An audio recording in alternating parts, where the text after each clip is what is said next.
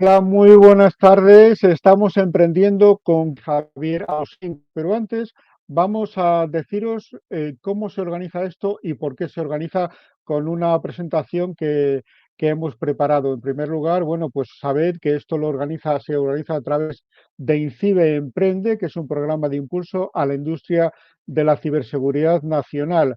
Lo que hace sobre todo es incubar, ayudar y desarrollar empresas, ayudarles a salir adelante, porque las startups son algo fundamental y que son lo que están logrando que nuestro país crezca en esta situación y sobre todo también que seamos referente en muchos aspectos.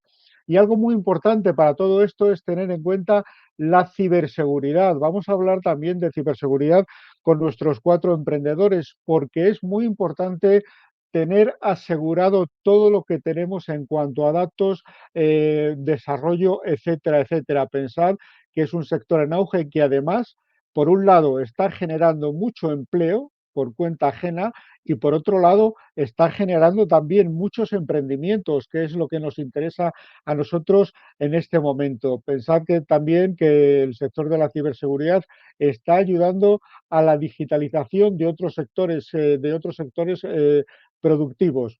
Entonces, este es un programa de apoyo al emprendimiento en ciberseguridad del proyecto 2023-2026 INCIBE Emprende. Estamos emprendiendo con 4 historias de éxito. Vamos a hablar de crowdlending, experiencia de cliente, solidaridad, formación y emprender seguro. Esta charla puede llevarse a cabo gracias al convenio firmado entre el Club del Emprendimiento e INCIBE dentro del marco del programa INCIBE Emprende y financiado a través del Plan de Recuperación, Transformación y Resiliencia por la Unión Europea Next Generation. Y nuestro cuarto invitado es Javier Ausín, que es cofundador y director de operaciones de Becas, una startup que está revolucionando el acceso a la educación en España. Está inspirado en el modelo de acuerdos de ingresos compartidos. Becas permite que los estudiantes accedan a formación de alta empleabilidad sin coste inicial, reembolsando los fondos una vez que tienen su propio empleo. Y saludamos ya a Javier. Javier, muchísimas gracias por acompañarnos. Hola Juanma, ¿qué tal? Muchísimas gracias a ¿Qué vosotros tal? por la invitación. Un Eh, placer. bueno, nos vas a contar, en primer lugar, me gustaría que nos contases cómo pasasteis de una idea a un modelo de éxito que conecta la educación y el mercado laboral. Javier. Fenomenal. Pues bueno, pues la idea la verdad es que nació en la carrera, nació en ICADE, ¿no? Como parte del trabajo de fin de grado. Y la realidad es que un poco cuando nos pusimos un poco a estudiar las opciones que había, siempre estábamos muy inquietos por el sector de la educación estudiantil, ¿no? Entonces hicimos un trabajo de fin de grado, pero con ninguna vocación de montarlo, ¿vale? Y de hecho así fue. Se presentó el trabajo de fin de grado, todo fue genial y se metió en un cajón, ¿no? Pero yo creo que al final una de las características que yo veo por lo menos en los emprendedores es que si te pica el gusanillo estás fastidiado, ¿vale? Porque tarde o temprano vas a acabar pringado y vas a acabar montando algo. Entonces, después de 4 años de acabar la carrera y estar ya trabajando, pues dijimos, vamos a desenterrar ese trabajo de fin de grado que está en el cajón, ¿no? Porque veíamos que no se había hecho nada o no se había desarrollado nada en el mercado que tratase de solucionar el problema que nosotros vimos y decidimos, pues oye, pues es el momento, ¿no? Vamos a intentar hacer una mini prueba de si esta solución que nosotros tenemos en la cabeza, que eso pasa mucho, ¿no? Que igual en la cabeza de uno todo es maravilloso, pero luego hay que salir al mercado y hay que testearlo y hay que ver si la gente compra tu solución y si solucionas un problema, ¿no? Entonces hicimos nada, una pequeña prueba, un MVP, vimos un poco de luz y dijimos, pues oye, es el momento. Y nos decidimos a lanzarlo. Porque el proceso fue una mezcla de reflexión y sobre todo también es que somos muy impulsivos, ¿no? Vimos un poquito de luz y dijimos, venga, es el momento, vamos a hacerlo y que sea lo que Dios quiere. Gracias a Dios, pues de momento aquí seguimos, ¿no? Bueno, al fin y al cabo lo que estáis haciendo es un poco también labor social, lo veíamos antes con Arancha, pero bueno, y también en otros momentos, pero estáis haciendo labor social. Permitir que alguien pueda estudiar y estudiar una carrera que quizás sea costosa o unos estudios que sean costosos y que lo devuelva una vez que ha encontrado trabajo, yo imagino que eso os da bastante gratificación y además el boca a oreja será impresionante de la gente hablando de vosotros. Sí, absolutamente. Para nosotros denominamos lo que hacemos financiación de impacto. Lo que pasa es que nosotros sí que tenemos operamos en lo que nosotros decimos la formación finalista. O sea, para nosotros la formación es un medio, ¿vale? Pero por eso no entramos a financiar formaciones que tengan un objetivo, por decirlo así, en sí mismo, de formar a la persona en valores, contribuir a que se desarrolle. Nosotros lo que tratamos de buscar es la formación, es un medio para conseguir un mejor empleo. Y ahí es donde nos centramos, en permitir que los estudiantes que no tienen recursos económicos para poder acceder a una formación de calidad que les va a permitir un empleo, pues puedan hacerlo a través de nosotros, ¿no? También un poco la idea de montarlo vino de analizar estadísticas que eran profundamente llamativas porque existía una correlación absolutamente directa entre dos variables. La primera era el porcentaje de estudiantes de familia de recursos bajos que no estudiaban formación postuniversitaria, ¿vale? O sea, es decir, que acababan la carrera universitaria y ponían a trabajar, pues el porcentaje de estudiantes en familias de bajos recursos era muchísimo superior al porcentaje de estudiantes que no seguían sus estudios en familias de clase media alta, ¿no? Y luego había un segundo dato que era profundamente revelador, que era que la relación que existía entre el salario y esa formación posuniversitaria o formalización de especialización, ¿no? Entonces, al final analizamos y, oye, ¿por qué sucede esto? ¿No? Pues por una sencilla razón, porque los estudiantes de familias de recursos limitados bastante tienen con aguantar, entre comillas, el temporal durante los años de carrera, no solamente por los costes que tienen que afrontar, sino por el coste de oportunidad. Mientras estés estudiando no trabajas y no contribuyes al sostenimiento de tu familia, entre comillas, ¿no? Entonces dijimos, joder, vamos a intentar hacer algo que por lo menos ponga en el mismo punto de salida a cualquier estudiante con talento, ¿vale? Eso es fundamental, con independencia de sus recursos, ¿no? Por eso nosotros sí que decimos que gracias a nosotros al final somos una palanca que permite a estudiantes con mucho talento y con muchas ganas de hacer un empleo de calidad, formarse en esos cursos, en esas formaciones, en esos programas que les van a facilitar el acceso a esos empleos. ¿Qué tipo de estudiantes os llegan a vosotros? ¿Estudiantes que quieren estudiar en España, que quieren estudiar fuera? ¿Cómo va esto? Pues tenemos, la realidad es que nuestro público objetivo es bastante variopinto, ¿vale? Pero por hacerlo sencillo se puede agrupar en dos grupos, ¿vale? Por un lado tenemos al estudiante, pues lo que comentaba, que acaba de estudiar lo que nosotros llamamos su formación troncal, que ya puede ser desde un grado universitario, una FP, lo que sea, ¿vale? Y que ve que añadiendo a esa formación una formación más de especialización, llámese bootcamp, llámese máster, puede acceder a un empleo en mejores condiciones que si no lo hiciese, ¿no? Y luego, por otro lado, también tenemos un gran número de estudiantes que ya es gente que está en el mercado laboral, pero que ve que para progresar o para tanto horizontal como verticalmente, o porque quieren dar un cambio a su carrera y quieren pasar de un área a otra, pues si se estudian determinadas formaciones, pues ese cambio o esa mejora va a ser impulsada, ¿no? La realidad es que, ya digo, el rango de edad va desde los 22 años hasta los 35. Somos siempre agnósticos en cuanto a la formación que financiamos. El único requisito es que sea formación para hacer un empleo, ¿no? Ya nos ocupamos nosotros de determinar si esa formación cumple el requisito de la empleabilidad o no, ¿no? Empleabilidad es una cosa que estamos tocando. Para tener empleabilidad, vosotros, los primeros, para que esto funcione, tenéis que tener empleabilidad, evidentemente, y para eso tenéis que crear la empresa. Estuviste en Lanzadera. Me gustaría saber cómo influyó tu paso por Lanzadera a la hora de desarrollar el proyecto, porque allí suelen ir proyectos de calidad y que van a funcionar. Siempre puede fallar alguno, pero vamos, que lo miran muy mucho. Sí, o sea, la realidad es que al final cuando empiezas un negocio, la cruda realidad es que no sabes absolutamente de nada. Tú crees que sí, ¿vale? Tú crees que sí porque has estudiado una carrera, has estado trabajando, pero la realidad es que no sabes absolutamente de nada. Entonces, el primer aprendizaje es darte cuenta de eso, de que no sabes absolutamente nada, ¿no? Y que necesitas ayuda. Entonces, iniciativas como Lanzadera, que gracias a Dios sí que cada vez está teniendo más popularidad y más presencia en España y se empieza a conocer lo que hacen. O sea, la labor que hace y cómo se vuelca la gente, hay que dar gracias a Juan Roch, porque además lo hacen sin ningún tipo de ánimo de lucro, sino con el objetivo de crear ecosistema y ayudar a las compañías, es brutal, ¿no? Entonces ellos tienen un programa que es extremadamente valioso porque tratan de acompañarte y de enseñarte un poco pues, cuáles son los retos a los que te vas a enfrentar, cuáles son los pasos que tienes que seguir. Luego, evidentemente, depende de ti, ¿no? Pero ellos te dan herramientas para que por lo menos ese proceso de aprender a golpes, pues el golpe pues sea un poco más liviano, ¿no? De lo que sería sin ellos, ¿no? Y sobre todo ellos, la capacidad que tienen, o por decirlo así, lo mejor que tienen es que han creado comunidad. Entonces, básicamente cualquier emprendedor de éxito, un gran número de emprendedores de éxito han pasado por allí. Pues continuamente tienes charlas, tienes reuniones con ellos y aprendes mucho de la gente que va 2, 3, 4 pasos por delante, ¿no?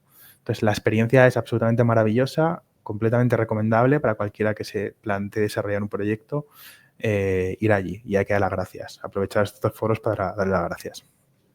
Evidentemente, cuando tú estás con emprendedores siempre surgen ideas nuevas. Te voy a poner un ejemplo. Hace unos años fui a hacer unos reportajes a San Francisco con el ICEX y con otras organizaciones y había emprendedores españoles allí. Entonces, bueno, pues durante el día estaban con las actividades que fuesen y luego por la tarde-noche, más bien tarde porque ahí se acuestan pronto, nos íbamos a tomar unas cervezas. Bueno, pues de eso todo el día hablando de emprendimiento, no hablan absolutamente de nada más. De tanto hablar de emprendimiento, recuerdo que dos se sentaron a hablar de cada uno de su respectivo proyecto y de allí, de esa charla, sacaron un proyecto conjunto que iban a hacer. O sea, que la relación con los emprendedores es importante. Absolutamente. Y es que luego además pasa una cosa, que es que nosotros también lo normalizamos, pero el emprendedor, yo siempre digo que el emprendedor suelen ser personas profundamente racionales que la principal decisión irracional que han tomado es emprender, ¿no? Entonces esto es como que entre pares te entiendes, ¿no? Entonces el problema es ese, que juntas a varios emprendedores y estás todo el día, absolutamente todo el día, hablando sobre ideas, sobre cómo desarrollarlos, sobre cómo mejorarles, sobre productos, sobre funnels, y muchas veces y esto que comentabas, Juanma, de que pasó en San Francisco, en Lanzadera pasa. Tú al final, si metes a gente con inquietud, les juntas allí y acaban saliendo proyectos de gente que, entre comillas, que han hecho matching en esos foros, ¿no? O sea, hay muchos casos de éxito y al final, sobre todo, como cuando hablas, entre comillas, el mismo idioma, ¿no? Porque fuera de estos foros, a mí me pasa, hablas con amigos y dicen, oye, descansa un poco, ¿no? O sea, vamos a hablar, hay más cosas que el emprendimiento, hay más cosas que el cash, vamos a hablar un poco de otra cosa, ¿no? Pero ya digo, es entre comillas, con todas las comillas del mundo, una enfermedad que es muy complicado cambiar. Por eso digo que cuando juntas a dos, nada, es monotema. Sí. Por cierto, vosotros decidisteis adoptar el modelo ISA, que son las siglas en inglés, de acuerdo de ingresos compartidos. ¿Qué es esto? Pues esto básicamente es un método de financiación flexible de impacto, ¿vale? Y explico estas palabrejas que, Sí, eh, dichas todas juntas, suenan a algo muy serio, ¿no? Nosotros, al final, es un método de financiación que permite que un estudiante con talento se pueda matricular, pueda cursar estudios de alta empleabilidad sin afrontar y sin pagar nada en el momento en el que estudia, ¿vale? Entonces, si el curso vale X euros, el estudiante se matricula y no paga nada, ¿vale? Entonces, igual, ¿y cuándo paga el estudiante? Pues al estudiante se le concede un periodo de carencia, es decir, no tiene que pagar nada hasta que acaba la formación y encuentra un empleo. Hicimos un empleo de calidad porque no vale cualquier tipo de empleo. Es el momento en el que encuentra un empleo en el que el estudiante obtiene un salario por encima de un determinado umbral, ¿vale? Pongo un ejemplo, un estudiante que se quiera estudiar un máster de 7 meses o de un año. Viene a nosotros, nos pide financiación, nosotros nos hacemos cargo de pagar a la escuela, ¿vale? Le damos un préstamo para pagar la matrícula, el estudiante no paga nada durante los 7, 8 meses del máster y no paga nada mientras está en periodo de búsqueda del empleo. Una vez que encuentra un empleo, él empieza a amortizar mensualmente el préstamo. ¿Cómo lo amortiza? Con una cuota mensual. ¿De qué importe es la cuota mensual? Pues se fija como un porcentaje de su salario, por ponerlo fácil. Pues tendría que pagar el 10, el 11% de su salario mes a mes. Pues el estudiante empieza a trabajar, empieza a amortizar el préstamo con pagos mensuales ligados a cuál es su salario y estos pagos los va realizando hasta que llega a lo que nosotros llamamos el CAP, que es como el importe máximo a devolver, ¿no? Pues un poco las características de este préstamo es que el importe que paga el estudiante es fijo, no varía. Si el estudiante, por el motivo que sea, está desempleado, tarda mucho tiempo en encontrar un empleo, no hay intereses que devengan intereses y que al final generan una montaña de deuda completamente inabarcable, sino que aquí el importe es fijo, ¿no? Y Becasa asume el riesgo, por eso es fundamental el proceso de scoring, asume el riesgo de que el alumno se emplee y de que se emplee pronto, ¿vale? Ese riesgo es únicamente asumido por Becasa y no se traslada al alumno. ¿Utilizáis alguna estrategia para aseguraros precisamente eso, de que los cursos ofrecidos o a los que los que quieren desarrollar estos clientes están alineados con las necesidades del mercado laboral? Pues claro, puede decir que quiere hacer un curso de margaritas rosas y que esto no funcione. Absolutamente, ¿no? O sea, es lo más fundamental lo más fundamental, por decirlo así, en nuestra compañía es lo que nosotros llamamos el scoring, ¿no? Que internamente lo hemos denominado como Cosmos. Y el scoring cubre varias patas. La primera es qué formaciones financiamos, ¿no? Entonces, no financiamos cualquier tipo de formación. Entonces, lo primero que hacemos es hacemos un análisis, pues hay un departamento de data que se encarga de hacer esto, ¿no? Pero hacemos un análisis de cuáles son las competencias que están demandando las empresas, o sea, cuáles son los perfiles que están contratando las empresas, cuáles son las skills que tienen esos perfiles que están contratando las empresas, ¿no? Entonces, lo que tratamos de ver es, vale, pues a día de hoy, la empleabilidad en el sector de data y la gente que emplea en data estudia este tipo de formaciones, ¿no? Entonces, ya lo primero que detectamos es, oye, formaciones empleables. Lo segundo que analizamos es no nos vale cualquier tipo de centro de formación.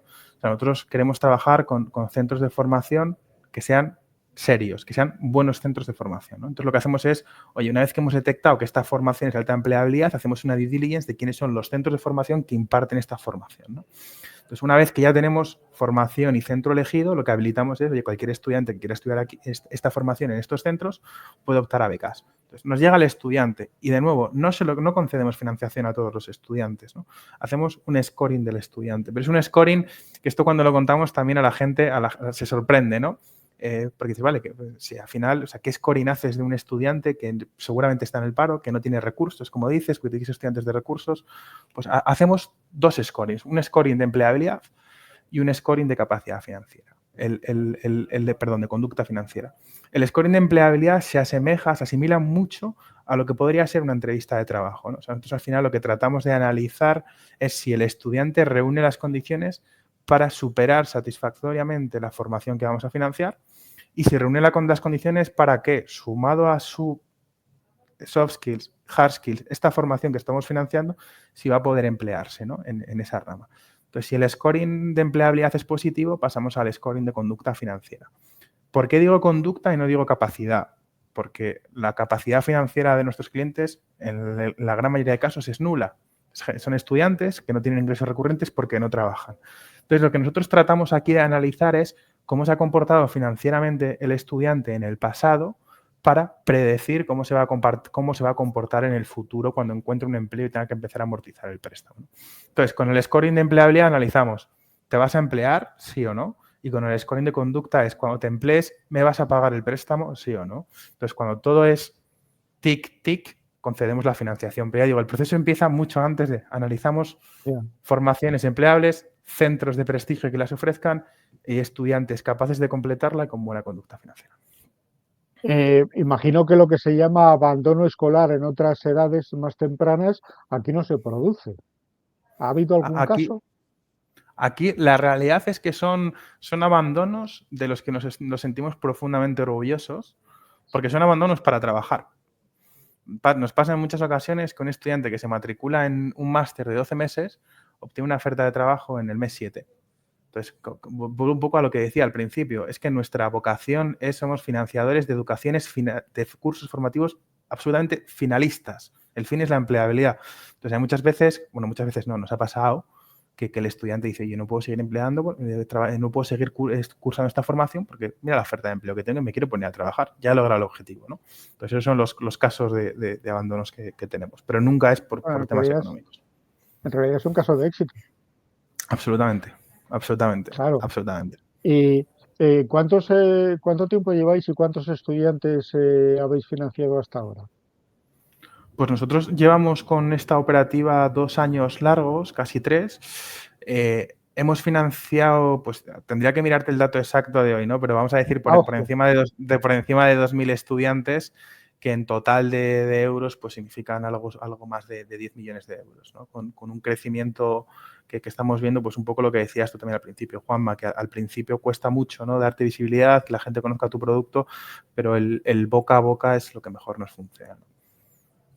Y aparte del boca a boca, ¿cómo os vais a conocer? ¿Vais a medios, redes sociales, eventos de networking, Sí, no, actividades educativas? todo lo que has dicho, o sea, nosotros la realidad es que nosotros también somos un partner de las escuelas, ¿vale? Entonces, nuestro principal objetivo es siempre ir de la mano de las escuelas, entonces tratamos de cerrar acuerdos de colaboración con todas las escuelas que cumplen nuestros requisitos, ¿no? Y normalmente el prescriptor de nuestra financiación suele ser la escuela, ¿no? La escuela que quiere matricular a un estudiante que consideran que cumple todos los requisitos para cursar su formación, pero que no tiene dinero para pagarla, ¿no? Entonces le ofrece becas como método de pago.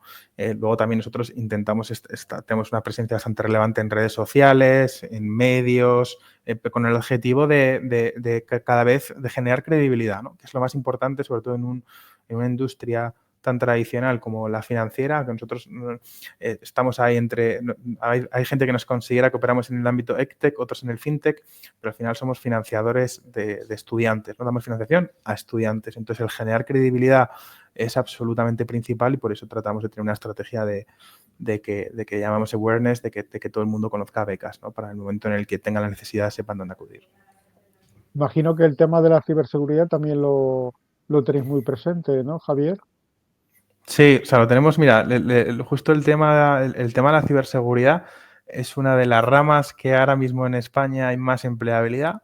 Financiamos a muchísimos estudiantes que quieren estudiar formaciones de ciberseguridad de distintos niveles, porque la realidad es que es un boom, ¿no? Y nosotros internamente es uno de los aspectos principales, fundamentalmente por una razón, tratamos con datos muy personales, entonces tenemos que estar protegidos. Tenemos acceso a el historial académico de los estudiantes, su historial financiero, dónde trabajan, cuánto ganan.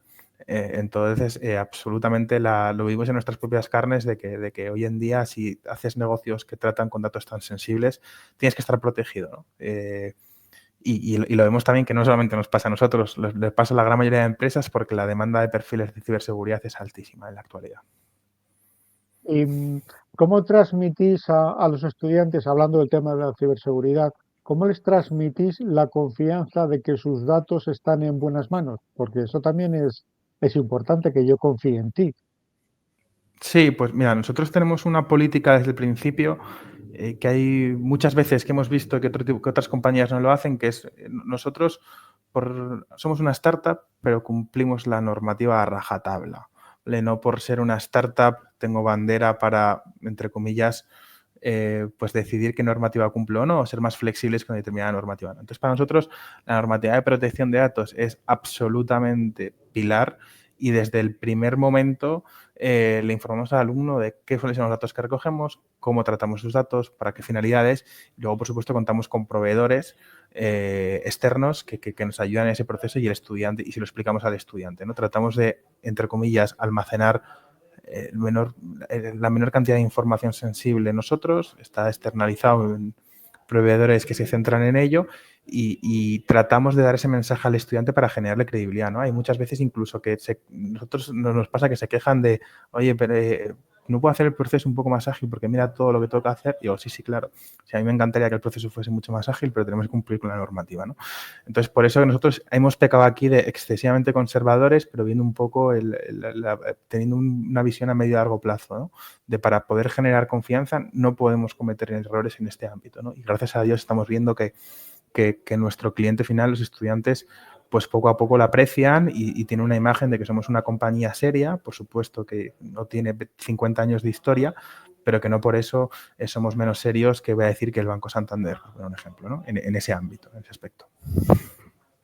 Luego, por otra parte, también me gustaría saber, bueno, has hablado antes de que habéis financiado 10 millones de euros. La curiosidad es, ¿de dónde sale el dinero? Bueno, pues el dinero sale de inversores que nos han comprado nuestro proyecto. O sea, esa es un poco la realidad. Es de lo más difícil Cuando en dices proyectos que te como lo el han comprado, nuestro. dices que se han quedado con, No, perdona, cuando dices que te lo han comprado, dices que que hay tío que te han comprado la empresa. No, que nos dan financiación, ¿vale? Que nos dan financiación. Entonces, lo más complicado en compañías como la nuestra es convencer a inversores de decir, mira, estoy haciendo este proyecto, que es un proyecto de impacto, pero que no por ser de impacto no es rentable, ¿no? El proyecto es perfectamente rentable y genera un impacto social positivo, ¿no? Entonces, ese dinero ha salido de fondos de inversión y la última ronda ha salido de varios business angels que nos llevan acompañando desde el principio y la última ronda hemos tenido la suerte de contar con un banco, ¿no? que ha aportado esos fondos. Javier, antes de estar en becas, ¿qué hacías? Pues yo era abogado, yo estudié 3, ya acabé en el 2017 y estuve 4 años en Garrigues y era abogado corporativo hacia pues, M&A sobre todo. Eso es a lo que ¿Y me cómo se te dedicaba. ocurrió cómo se te ocurrió dejar aquello para empezar esto?